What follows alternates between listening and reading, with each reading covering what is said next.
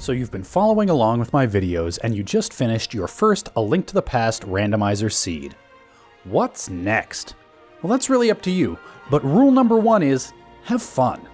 I'm going to give you some suggestions for resources you can use to help improve your skills, but if, say, doing lots of NMG runs or practicing low percentage boss fights just plain isn't fun for you, don't force it.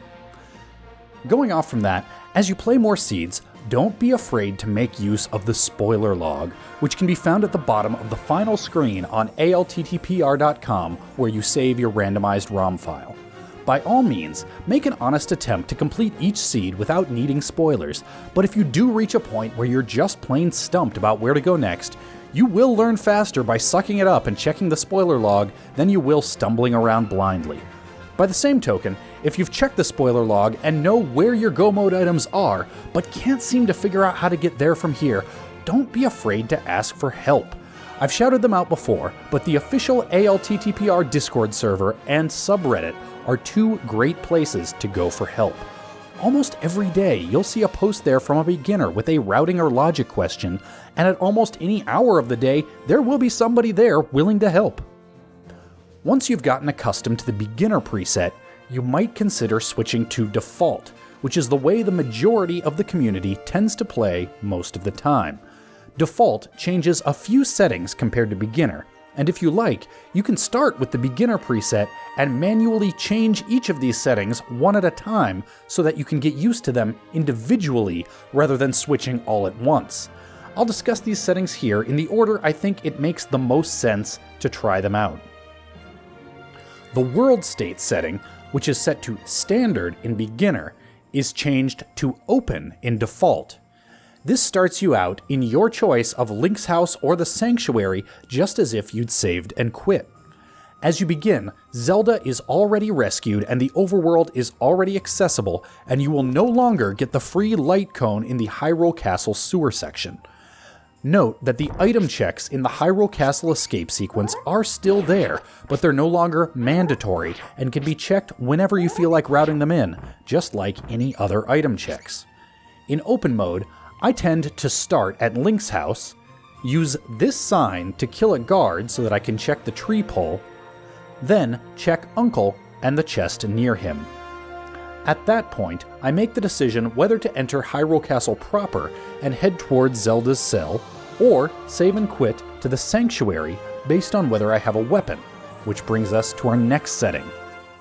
In default, the sword setting is changed to randomized, meaning that you will start without a sword and will need to find one in the world. You'll probably have to avoid enemies for a while, and you might have to improvise with weapons like the hammer, bombs, the bow, the red or blue canes, the hookshot, the fire and ice rods, etc. when clearing rooms that require killing enemies, such as 3 of the rooms in Hyrule Castle Escape. Mini Moldorm Cave can be especially tricky if you don't have either a sword or the hookshot, although with good timing and a little bit of luck, you can kill all 4 Moldorms with a minimum of 3 carefully placed bombs.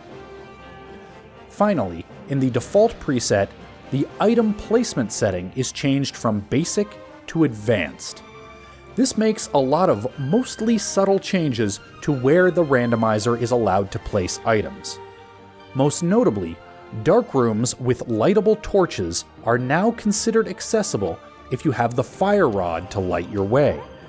These rooms include the so-called Dark Cross chest in the Hyrule Castle sewers, the basement room with all the blue rupees in Palace of Darkness, and the backside of Eastern Palace leading to the boss.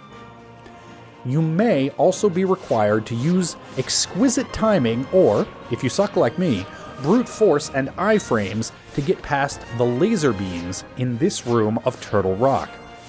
You can find the full list of differences between basic and advanced in the version 31 changelog linked in the video description.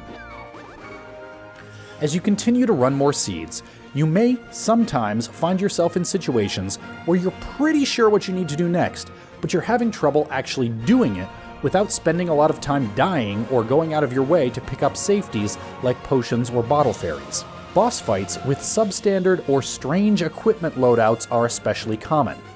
Ever try fighting blind with only the hammer?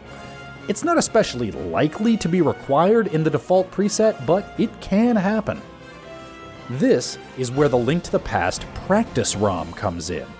It's a specialized ROM hack of the vanilla game with a special debug menu that allows you to hop around in the game and change your item loadout at will. It was created to help NMG speedrunners practice different parts of the route without having to do a full run every time, but it's at least as valuable for helping randomizer players practice weird logical edge cases or learn glitches, sequence breaks, and other techniques. There's a link to download it in the video description. Once you're reasonably comfortable with the default preset, you'll be playing on a level field with most of the randomizer community, which is nice because it can give you something to compare your times to.